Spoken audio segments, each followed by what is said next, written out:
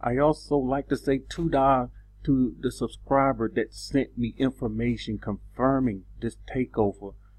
She sent me this by email, and I went through it and I started looking at it deeper, and it really helped to take pressure off of me with the research after looking into what's really going on. And once again, this thing is going to grow. It's going to continue to grow, and this takeover is mixed.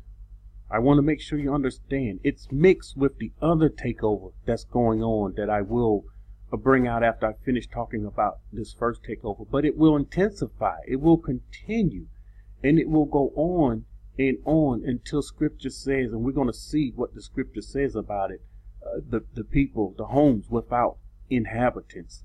Why isn't this a big deal, a big issue to our people?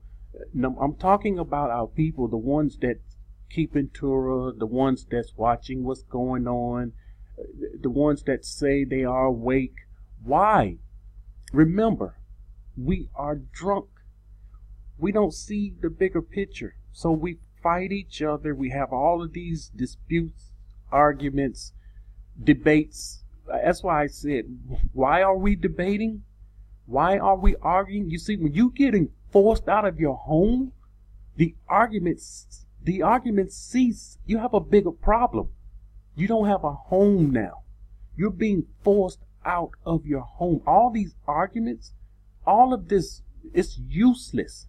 It is absolutely useless. But our people are bent on arguing with each other and fighting each other, because this is how the system had put us against one another. But one thing, they put us against each other. Make sure you understand who done this. But Yahuwah is putting us back together. He's restoring those things that was lost. He's making those. See, this is a crooked place. This is another crooked place that he is making straight. And we don't understand his plan. And many of us, most of us, will miss what he has planned for us. This number is ridiculous. This crisis number worldwide, once again, 65 million forced to flee their homes. This is a lot of people. And it's one thing I didn't mention. This number, they said, it started increasing rapidly. As time going fast, this number is increasing faster and faster and faster. This is a major, major problem. And of course, it's supposed to happen. We can't say what's happening. Why is this happening?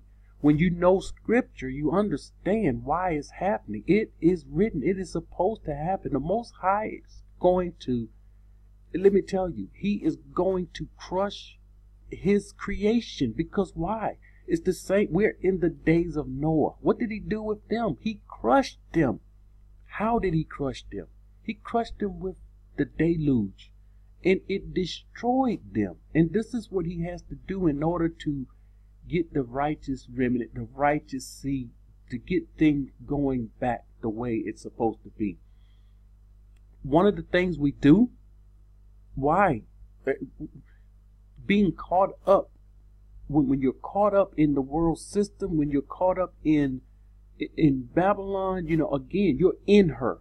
Just like the other video, when you in her, you are a part of her iniquity. You commit sins with her. You are in bed with her.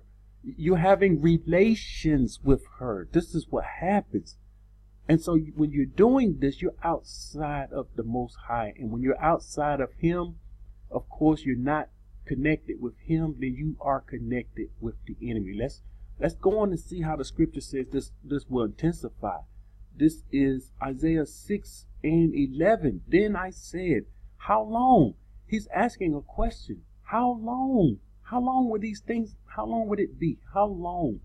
And he said, until the cities are laid waste and without inhabitants. He is intending, he planned on laying these cities wasted. He's going to lay them wasted and without inhabitants. The houses are without a man. So there will be houses after houses without man. man, woman, or child. When it says man, make sure you understand no man, no woman, nor child. And the land is utterly desolate. Desolation coming. Remember, desolation comes from afar. And this is what's coming. And when these things happen, and we are not surprised by these things. And what else happens? When this stuff happens and you see it, and our people being forced out, they're being forced out of the homes, and many of the people, a lot of the people forced into the borders, and then we will be forced into the wilderness. This is his plan. We're not going, your comfortable homes, your comfortable couch, you can forget it. You can forget it. You building your house. He said they will build house but not dwell in them. Yes, go ahead. Build your house. Build your buildings. Build your church. Build whatever you build. You will not be able to inhabit it. Someone else will inhabit it. Micah 2:1-3. Here's another warning.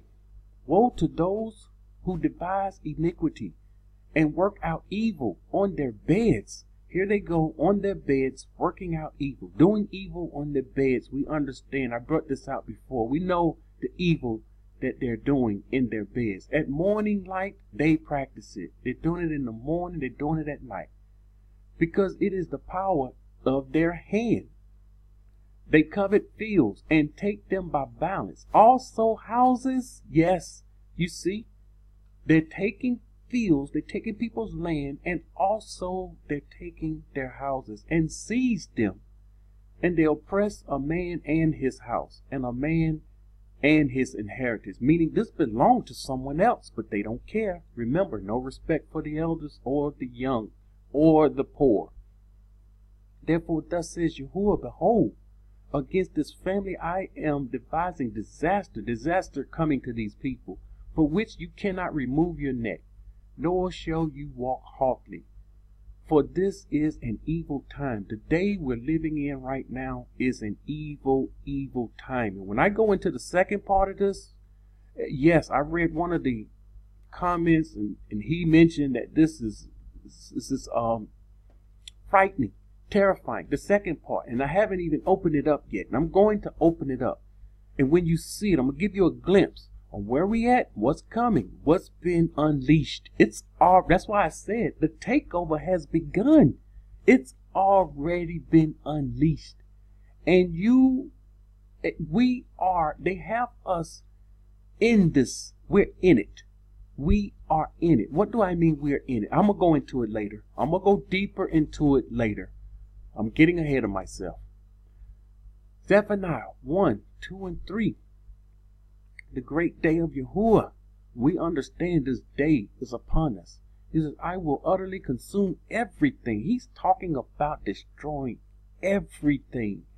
From the face of the land, says Yahuwah, I will consume man and beast. I will consume the birds of heaven and the fishes of the sea and the stumbling blocks along with the wicked. The wicked has stumbling blocks for us. There's many stumbling blocks for us, and the Most High is saying He's going to remove the wicked along with his stumbling blocks. And I will cut off man from the face of the land, says Yahuwah. Man is going to get cut off. Along, the righteous, a lot of the ones that keep in Torah, I hate to say this, I've been saying this, it will get cut off with the wicked. Because, why? Because you fail to trust in Yahuwah with all your heart and lean not to your own understanding. You see, you thought one way. That's why the scriptures say a man think, the way he think is not like the Most High thinks. You thought the way was right, but ended up it wasn't the Most High's heart. Isaiah 32:18. This is what he's saying to us. He says, my people. Okay. The people that listen and do what he said to do, this will be for those. This will be for those that's within the borders. Not only within the borders, in the birth canal, but also being cleansed, going through the fire, and doing what he has commanded us to do. This is what he's saying to these people. My people will dwell in a shalom habitation. There will be none of this wickedness in this habitation. While the world is experiencing tribulation, fire, destruction, famine, death, the wars, while all of this is going on, he said his people will be in a shalom habitation, in secure dwellings, and in quiet resting places. This is where he's going to get his people. But it's a process. And during this whole entire process, one of the things that will happen is this takeover. This takeover, once again, it's twofold. And now this brings me to the part where I go into the second part. It is twofold. And we are hooked up, tied up, we're tangled in this takeover. All of us, one way or the other. But what is going to break it from us? The only thing that's going to break it off of us and from us is the wilderness. This is what our people don't understand, is the wilderness. The wilderness is where we come to receive learning, knowledge. This is where we study the Torah. This is where we get a pure word. This is where everything will be restored to us. Someone asked me, why are you using the new KJV? That's a stumbling block for you? Listen, that is a stumbling block. They're saying, if you consider using the KJV, then I may continue to listen. Listen, you don't have to listen. Don't click the videos. You're not giving me anything. This is free. Remember, freely receive, freely give. I'm freely giving this. You're not at Burger King. You're not having it your way. Get out of here. You're sounding like you have the spirit of the rebels. And please don't turn that spirit on in here. You don't like the KJV? The new KJV? Guess what? I don't like it either. I don't like the KJV. Even more, I hate the KJV more than the new KJV. And I will, if the Most High willing, I will do a video concerning the KJV versus the new KJV. You are listening to people because they said the KJV is pure. It's the most righteous. All of the scriptures, all of the books, all the Bible, that name Bible came from the name of a mighty one. All of them are corrupt. And then they're coming out with other Bibles and they're trying to make them better than the other. This is the best. His name is restored. The Sefer Bible. Why aren't you listening? Why don't you use the Sefer Bible? Why don't you use this Bible? Listen, the Sefer Bible restored his name, but along with that, they added other mighty ones. So if I read the Sefer Bible, I'm still going to have to use filler words, just like I use filler words for the new KJV and the KJV and the others. The Sefer Bible is back Yiddish. Let me say it again. It was put together by GUI and it's still Yiddish. All of these Bibles will be trashed. They will be trashed. This is one of the things the wilderness will fix. Stop worrying about the wrong things. Keep your mind on the Most High. You're in Babylon concerning about what version of scripture I use? Did you get the message? Can you get the message what the Most High is saying through the new KJV and me speaking using filler words? If you can't get it, you don't have his Ruach. And you need to ask for his Ruach. You need understanding. And all you're getting, get an understanding. And this is what's wrong with our people. I'm going to have to tell you this. You don't know this, but you are drunk. Come out of her. Get your mind on the wilderness where you can become whole and clean again. And never again go back into her